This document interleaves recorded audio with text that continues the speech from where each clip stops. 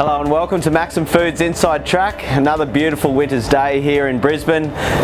Big match tonight, hence the beanie. Queensland versus New South Wales Game 2.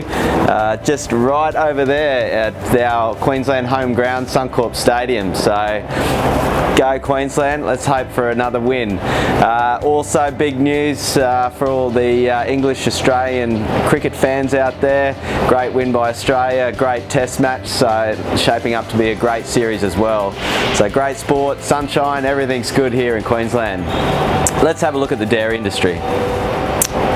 Starting off with whole milk powder, so reported 6% up in milk for New Zealand for April year on year. So the back half of their season, or the finishing of their season, has been quite healthy milk flow year on year, and shaping up to be a reasonably good start to the season weather-wise as well. So anticipating some good milk to come on for August, September in the New Zealand side of things, so whole milk supply doesn't look to be hampered at all. In terms of demand, things have been really steady across the markets. It was a completely flat result last night on GDT, and like I said a fortnight ago, things have been really quite even in demand and supply for the last 6 months. So with an uptick in supply, we really would need to see some more demand come through for pricing to strengthen. But with things warming up in China and consumption coming back, then we may see a slight uptick. But for the next medium to short term, we're probably seeing a reasonably flat outlook. Having a look at skim milk powder, so if we work our way across the regions, in the EU, supply had been reasonably healthy and things quite bearish, but we've seen a bit of an uptick in demand on skim, so that's helped pricing lift a bit.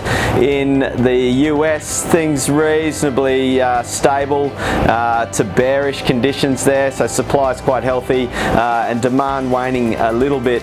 In the New Zealand, Australian side of things, supply's been healthy, and as mentioned a fortnight ago as well, it has really been just ticking along quite flat for the last 6 months. We saw a little downturn at 2% last night on the GDT.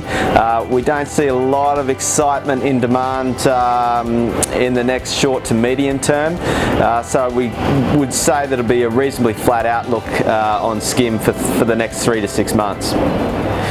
Looking at butterfat, butter seems to be the best performing of the commodities globally at the moment.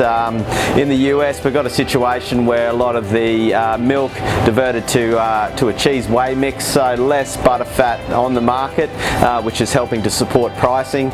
In the EU, after some reasonably soft months in pricing there, we have seen things stabilise and tick up summer months over there, so we've seen some reasonably good demand as well, so things have remained stable in the EU. In New Zealand, Australia, things have picked up, so we had a positive result on butter at 5.5% last night, so we're seeing butter sort of GDT wise demand coming on quite strong. Supply has been reasonable as well, but has been outstripped by demand. So yeah, more positive signs on butterfat, and a slightly more bullish outlook for the next 3 to 6 months. Having a look at cheese, so globally the EU, some good news over there with the holiday season. Retail and food service demand has picked up, so those prices have really recovered since the start of the year. So outlook is reasonably bearish for EU cheese. In the US, supply, as you know, milk has been good over there. A lot of milk in the cheese and whey mix, so cheese production has been quite strong. We've seen cheese pricing in the US drift off, but still reasonably volatile. So yeah, demand keeping up and pricing remaining sort of stable at the moment. In Australia and New Zealand, supply has been reasonable. Demand falling off a little bit in Australia on food service and retail. However, it still seems reasonably balanced and pricing stable for the next 3 to 6 months. Having a look at whey and lactose and the proteins, we still see a relatively bearish outlook on these commodities. On sweet whey powder, a steady stream of production of cheese in the US has pushed more product into the market, and demand just doesn't seem to be keeping up internationally. On proteins, it's a similar story. However, PC and WPC, WPI seems to be a bit more positive in demand. It's been in the doldrums there for the last sort of 3 to 4 months, but we have seen a bit of an uptick.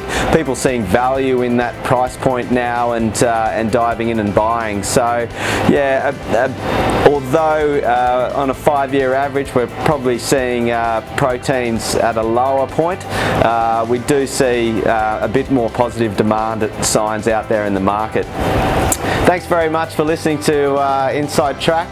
I'll see you again in a fortnight, and up the Maroons.